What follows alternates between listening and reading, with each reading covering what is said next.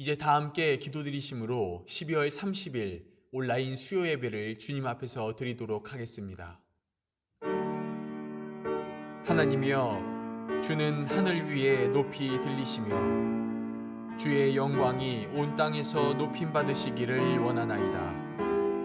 주께서 사랑하는 자들을 건지시기 위하여 우리에게 응답하사 오른손으로 구원하소서. 아멘.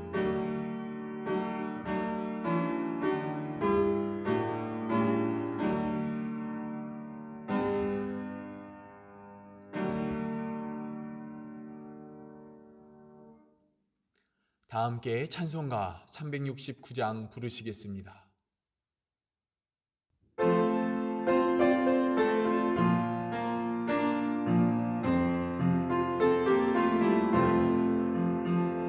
죄짐 맡은 우리 구주 어찌 좋은 친구인지, 걱정 근심 무거운 짐 주리 주께 맡기세.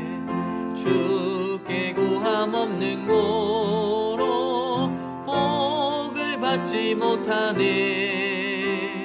사람들이 어찌하여 아랠 줄을 모를까. 시험 걱정 모든 괴로움 없는 사람 누군가. 부질없이 낙심 말고 기도드려 하르세. 이런 진실하신 친구 찾아볼 수 있을까. 우리 약함하시오니 어찌하니 하를까.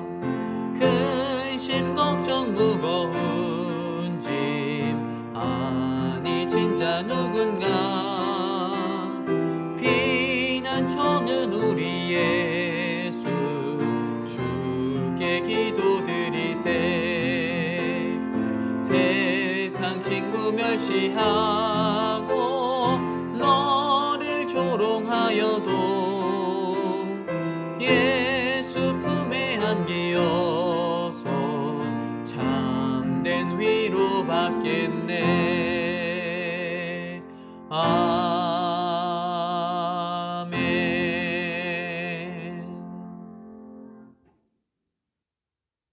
이 시간 예배를 위하여 다 함께 기도드리시겠습니다.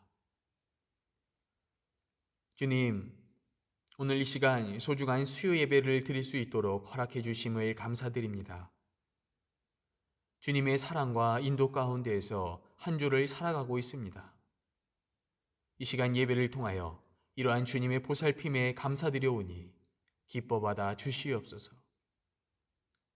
주님, 이제 곧 2020년 한 해가 마무리되어 가고 있습니다. 때마다 우리의 필요를 아시고 우리의 어려움을 아시는 주님, 이 시간 말씀을 통하여 남은 한 해도 주님 안에서 온전히 마무리 지을 수 있도록 큰 은혜를 허락하여 주시옵소서. 그리하여 마지막 때가 가까이 올수록 주님 앞에서 더욱더 바로 서는 자가 되게 하여 주시고 한 해를 마무리 지을 수 있도록 더욱더 말씀과 하나 되는 자가 되게 하여 주시옵소서. 주님, 이제 주님의 말씀을 듣습니다. 이 시간 전해지는 말씀을 통하여 우리의 믿음이 다시 한번 회복되기를 원합니다. 그리하여 말씀 가운데 큰 역사를 주시고 방황하고 있는 우리의 몸과 마음이 다시 주님께 온전히 집중될 수 있도록 큰 은혜를 내려 주시옵소서. 그리하여 남은 한 주도 이 말씀 붙들고 그리스도인의 삶을 완성해 나갈 수 있도록 주님께서 이 시간 예배와 말씀 가운데 큰 은혜를 더하여 주시옵소서. 감사드리며 예수 그리스도의 이름으로 기도드립니다. 아멘.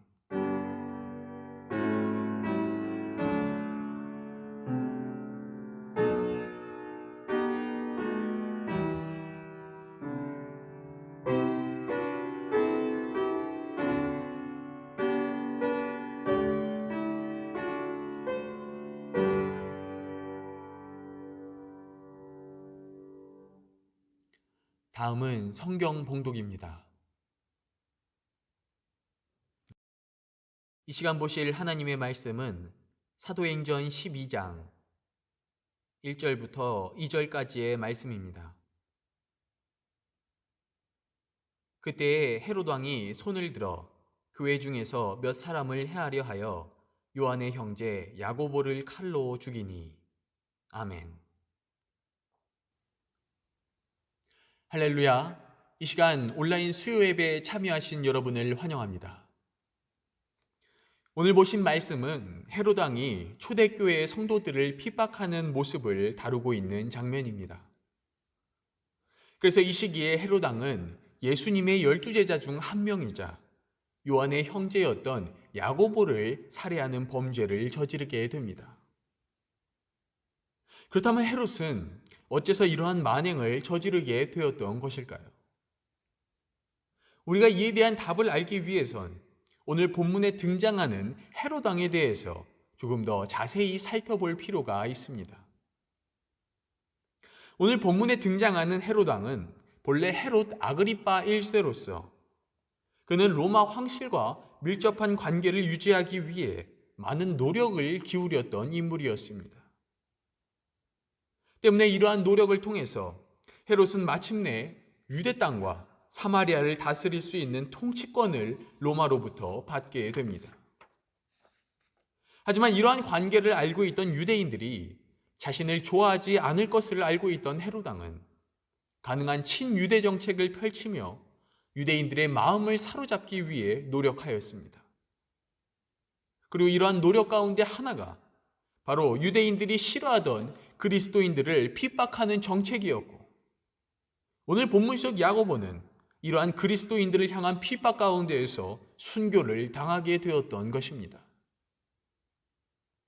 때문에 저는 개인적으로 이러한 삶의 결론을 맞이한 야고보의 모습이 굉장히 안타깝게 다가왔었습니다. 왜냐하면 그의 죽음은 말 그대로 너무나 무고한 희생이었기 때문이었습니다. 더군다나 오늘 본문 2절에서 죽인이로 번역되는 헬라어 아네일레는 단순히 칼로 찔러서 죽이는 것이 아니라 목을 자르는 참수를 의미하는 단어입니다. 그리고 이러한 참수형은 유대인들이 가장 수치스럽게 여기던 죽음이었죠. 때문에 야고보는 마지막 순간에조차 가장 수치스러운 모욕을 당하며 죽음을 맞이하게 되었던 것입니다. 하지만 바로 그러기 때문에 저는 한편으로는 이러한 야고보의 순교를 지켜보며 다음과 같은 의문을 갖게 되었습니다. 바로 어째서 하나님께서는 야고보에게 이러한 삶의 결론을 주신 것일까라고 말입니다. 즉 그가 예수님의 제자였던 만큼 하나님께서는 야고보에게 조금 더 행복하거나 적어도 평범한 죽음을 허락해 주실 수도 있으셨을 텐데 어째서 이런 잔인한 결론을 내려주셨냐라는 것입니다. 그렇다면 그 이유가 무엇 때문인 것일까요? 우리가 이에 대한 이유를 알기 위해선 먼저 시기적으로 오늘 본문보다 앞선 마태복음 20장 22절의 말씀을 한번 읽어볼 필요가 있습니다. 바로 예수께서 대답하여 이르시되 너희는 너희가 구하는 것을 알지 못하는도다. 내가 마시려는 잔을 너희가 마실 수 있느냐? 그들이 말하되 할 수 있나이다. 아멘. 자, 우리가 방금 읽은 이 장면은 오늘 본문에서 순교를 당하는 야고보와 그의 형제 요한이 어머니와 함께 예수님에게 찾아와 대화를 나누는 모습을 기록하고 있습니다. 그리고 여기서 이들의 어머니는 두 아들을 하늘나라에서 예수님의 좌우편에 앉게 해달라고 부탁하는 것을 볼 수 있습니다. 때문에 이를 들으신 예수님께서는 너희가 그 잔을 마실 수 있느냐라는 질문을 하셨죠. 그러자 이를 들은 형제들은 자신들이 그 잔을 마실 수 있다고 대답하였고 예수님께서는 너희가 정말로 그 잔을 마시게 될 것이라고 대답을 하십니다. 자, 그렇다면 한번 생각해 보시길 바랍니다. 결국 예수님께서 말씀하셨던 이 땅에 오셔서 마신 그 잔은 어떤 잔이었습니까? 그것은 바로 십자가에서 고통을 당하고 죽임을 당하는 희생의 잔이었습니다. 때문에 우리는 이러한 내용을 통해서 어째서 야고보가 오늘 본문 가운데서 순교로 삶의 결론을 맞이하게 되었는지 그 이유 중 한 가지를 발견하게 됩니다. 그것은 결국 이 잔을 마시겠다는 야고보의 고백에 따라 정말로 예수님의 고난과 희생의 길을 따라가게 되었던 것입니다. 근데 저는 내용이 여기까지 이르게 되자 이러한 야고보의 순교와 관련하여 한 가지 새로운 의문점을 갖게 되었습니다. 왜냐하면 똑같이 예수님의 잔을 마실 수 있다고 고백했던 형제 요한은 역사적인 기록으로 볼 때 제자들 중에서도 가장 오랫동안 살아남았던 인물이기 때문입니다. 그렇다면 어째서 같은 고백을 하였던 요한은 야고보와는 정반대로 이토록 오랫동안 살 수 있었던 것일까요? 우리가 이에 대한 답을 알기 위해선 먼저 요한이 살아있는 동안 어떠한 일들을 감당하였는지를 살펴볼 필요가 있습니다. 그리고 이에 대한 답이 요한복음 19장 27절에 다음과 같이 기록되어 있습니다. 바로 또 그 제자에게 이르시되 보라 내 어머니라 하신대 그때부터 그 제자가 자기 집에 모시니라. 아멘. 자, 우리가 방금 읽은 이 말씀은 십자가에 달린 예수님께서 요한에게 말씀하고 계신 장면입니다. 그리고 여기서 예수님께서는 요한에게 자신의 어머니인 마리아를 맡기고 계신 것을 볼 수 있습니다. 때문에 우리는 이러한 예수님의 말씀을 통해서 요한이 계속 살아야 있던 이유 중 한 가지를 발견하게 됩니다. 그것은 바로 머지않아 이 땅을 떠나시는 예수님의 말씀에 따라 이 땅에 남겨진 예수님의 어머니를 모시고 사는 임무를 맡게 되었던 것입니다. 하지만 결론부터 말씀을 드리면 요한이 계속 살아야 했던 이유가 이것만 있던 것은 아니었습니다. 왜냐하면 요한은 예수님의 승천 이후에 여러 초대교회를 다스렸고 또 우후죽순으로 생겨나는 이단들을 척결하였으며 후대를 위하여 요한복음과 또 여러 서신까지 집필하였기 때문입니다. 때문에 저는 이러한 요한의 이후 삶의 모습을 다음과 같이 표현해보고 싶었습니다.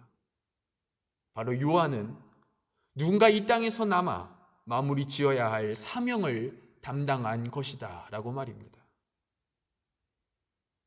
왜냐하면 이러한 요한의 노력이 있었기 때문에 초대교회는 명맥을 유지할 수 있었고 또 그가 집필한 성경을 통해서 많은 이들이 예수 그리스도를 구주로 영접할 수 있었기 때문입니다.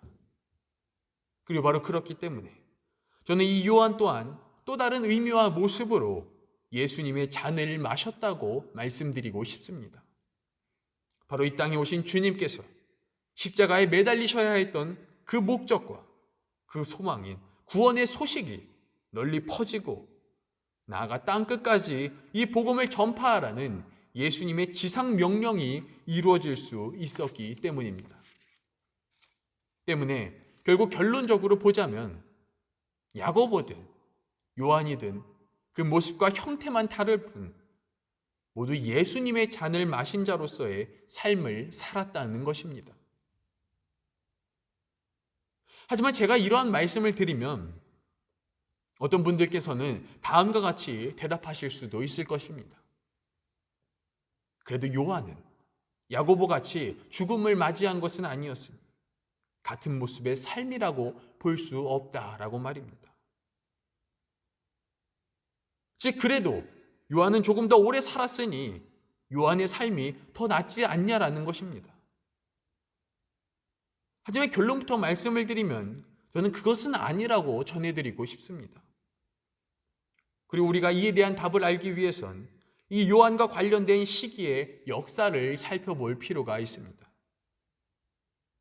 역사적으로 볼 때 이 요한은 오늘 본문 속 헤롯 아그리파 1세에게 끝없는 박해에 시달리는 인물이었습니다. 때문에 요한은 이러한 죽음의 위협을 피해 소아시아로 피신하게 됩니다. 그리고 이러한 가운데에서도 각지에 퍼져 있는 교회를 계속 다스려야 했고 초대교회를 운영해 나가야 했습니다. 더군다나 헤롯이 이후에는 로마 황제인 도미티아누스의 박해가 시작되어 이전보다 더욱더 심한 박해에 시달려야 했으며 본인 또한 군인들에게 붙잡히고 유배를 당하는 등 일평생을 박해에 시달리면서 견디고 숨고 갇히는 삶으로 인생을 채워나가야 했습니다. 하지만 더욱더 그의 길이 외로웠던 것은 그와 함께 있던 동시대의 제자들은 이미 전부 순교를 당하거나 죽음을 맞이하였기 때문이었습니다. 때문에 그는 동등한 위치에서 의지하고 또 이야기를 나눌 만한 사람조차 없이 외면적으로나 내면적으로나 철저히 홀로 이 길을 걸어가야 했을 것입니다. 하지만 그렇다고 하여서 마음대로 포기할 수도 또 순교할 수도 없었습니다.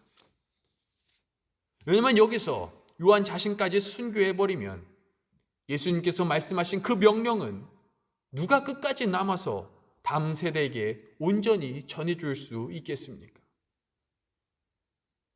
때문에 요한은 다음 세대가 온전히 복음을 이해하고 충분히 뿌리를 내릴 그때까지 어떻게든 끝까지 살아남아야만 했던 것입니다. 때문에 저는 이러한 요한의 삶을 다음과 같이 표현해보고 싶었습니다. 바로 결국 요한의 삶도 고난으로 가득 차 있었다라고 말입니다. 그리고 바로 그렇기 때문에 이러한 내용은 우리들에게 다음과 같은 사실을 함께 전해주고 있는 것입니다. 바로 야고보나 요한이나 둘 다 그리스도인으로서 쉽지 않은 길을 걸어갔다라고 말입니다. 그리고 바로 그렇기 때문에 저는 오늘 본문 말씀이 우리들에게 다음과 같은 메시지를 전해주고 있다고 말씀드리고 싶습니다. 바로 그리스도인이라면 무엇을 구하든 어떤 삶을 살아가든 결국 고난과 어려움이 따른다라고 말입니다. 즉 이 땅에서 그리스도인으로서 살아간다면 고난을 피할 수 있는 삶은 어디에도 없다는 것입니다. 때문에 이러한 내용은 우리들에게 동시에 다음과 같은 사실을 함께 전해주고 있는 것입니다. 바로 그렇기 때문에 타인의 삶을 부러워하지 말아라 라고 말입니다. 어째서입니까? 결국 우리가 부러워하는 누군가의 삶을 산다 하여도 그 삶 가운데서 느낄 고통과 어려움은 똑같기 때문인 것입니다. 즉 지금 내가 못 사는 삶을 살게 된다고 하여서 내가 없는 것을 가지고 있는 것이 채워지는 삶을 살게 된다고 하여서 더 고통이 없고 행복이 넘치는 삶을 보장할 수 있는 것이 아니라는 것입니다. 하지만 그렇다면 결국 우리는 지금의 삶보다 더 나은 삶을 기대할 수는 없는 것일까요? 어차피 모든 삶은 고통으로 가득 차 있으니 우리들의 삶이 더 나아질 수 있는 가능성은 정말로 조금도 없는 것일까요?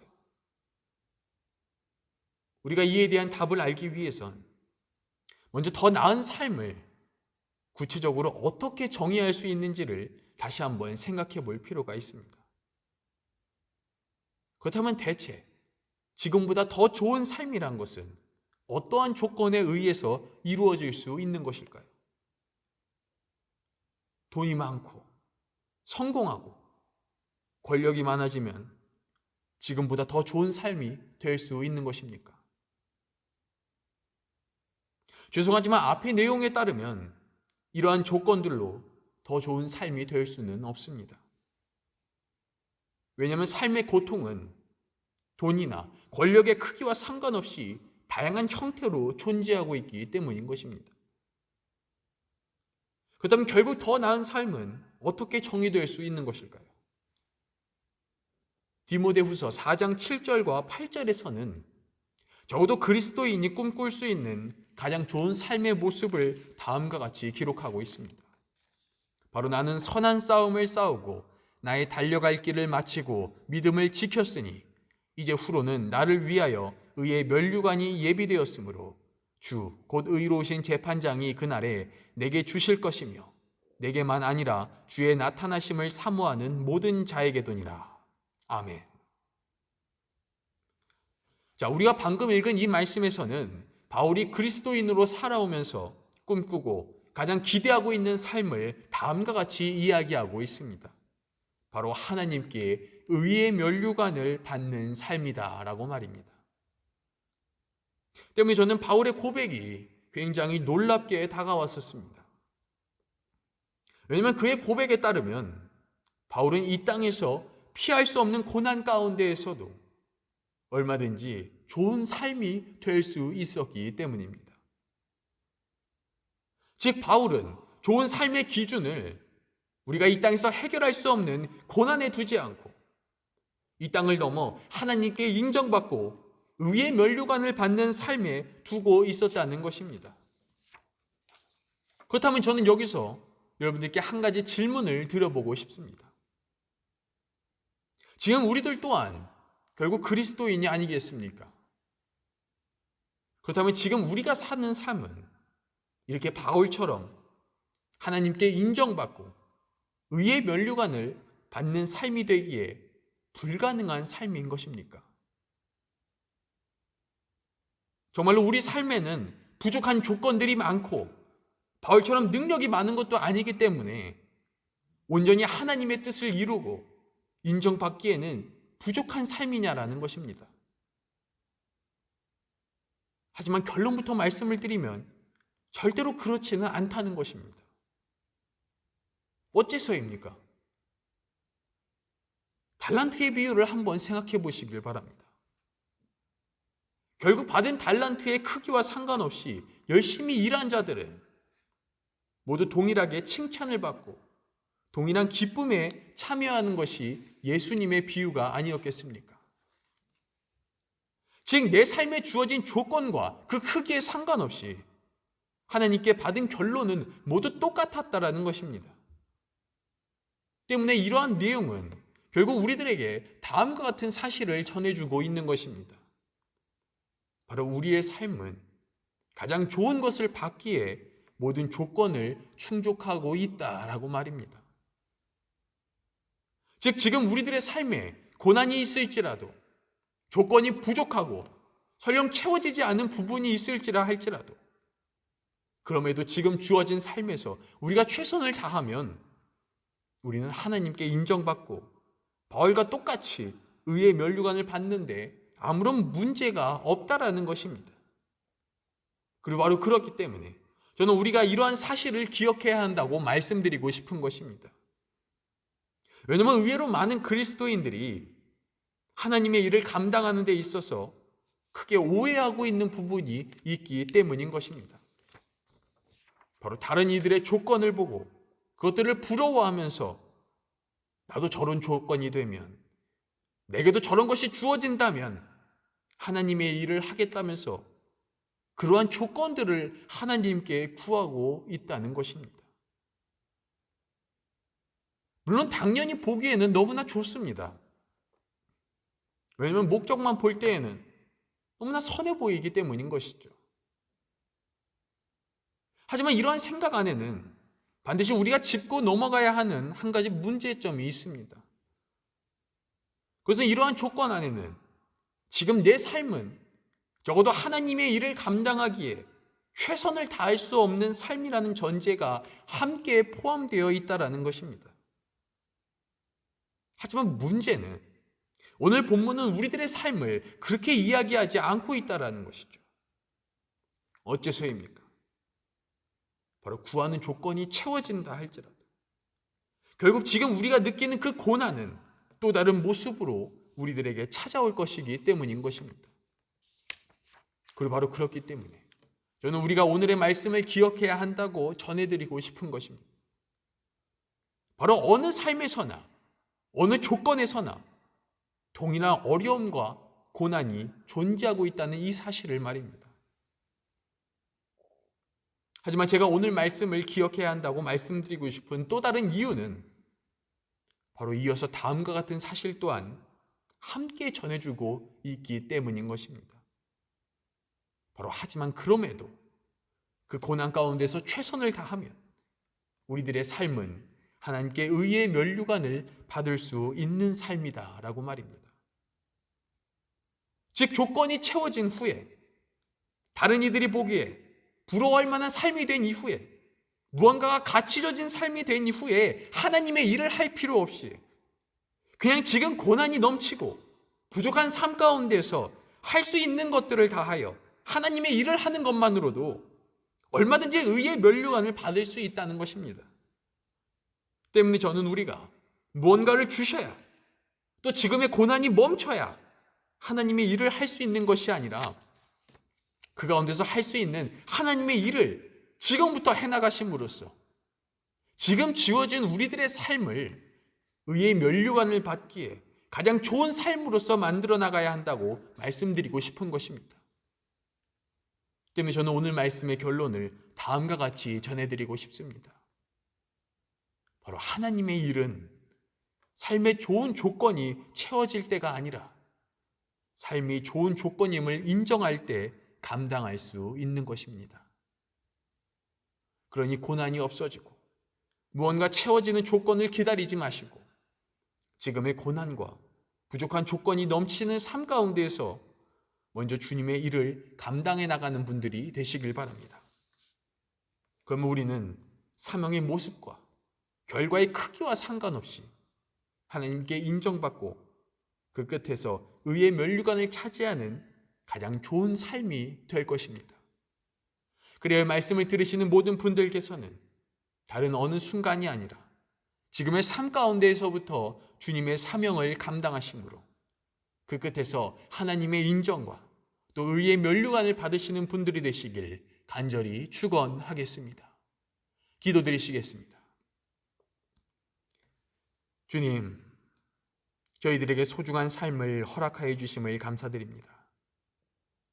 이 시간 말씀을 통하여 저희의 삶은 주님의 사명을 감당하고 의의 면류관을 받을 수 있는 최고의 삶이었음을 깨닫게 되었습니다. 그러나 때때로 저희는 주어진 삶의 조건과 고난 또 부족함을 바라보며 다른 이들의 삶을 부러워하진 않았는지를 돌아봅니다. 바라옵는 것은 이 시간 깨달은 말씀을 통하여 우리 삶의 참된 가치와 무게를 깨닫게 도와주시고 지금 주어진 이 삶에서부터 주님을 위하여 일해 나갈 수 있는 믿음을 허락하여 주시옵소서. 그래야 그 끝에서 주님께 인정받고 의의 면류관을 받을 수 있는 최고의 삶으로 가꾸어 나갈 수 있도록 우리의 매 순간을 주님께서 붙들어 주시옵소서. 감사드리며 예수님의 이름으로 기도드립니다. 아멘. 다 함께 찬송가 436장 부르시겠습니다.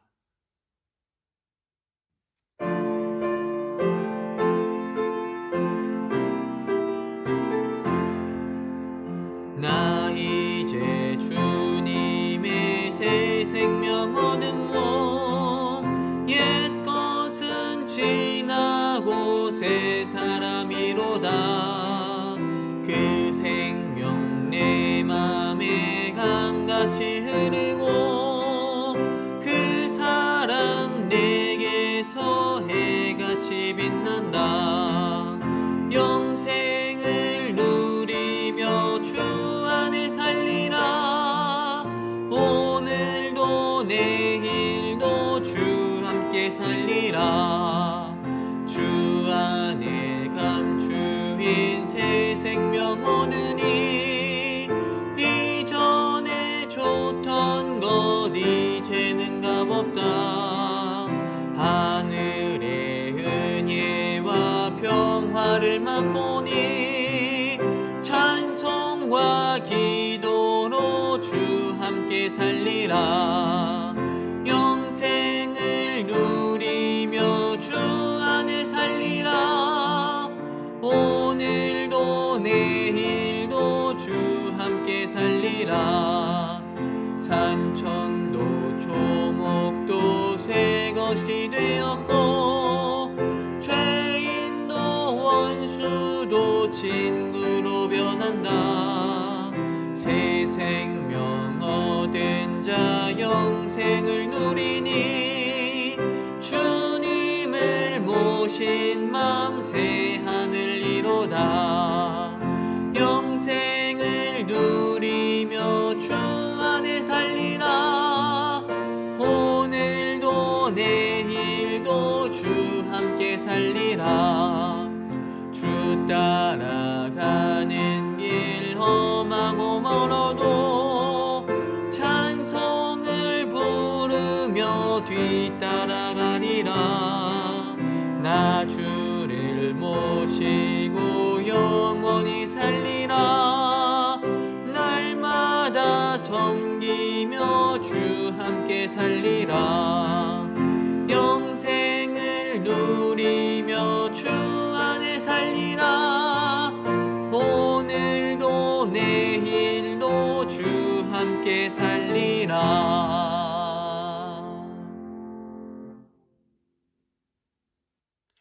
이제 다 함께 주기도문 드리심으로써 12월 30일 온라인 수요 예배를 주님 앞에서 마치도록 하겠습니다. 하늘에 계신 우리 아버지여, 이름이 거룩히 여김을 받으시오며 나라가 임하시오며 뜻이 하늘에서 이루어진 것 같이 땅에서도 이루어지이다.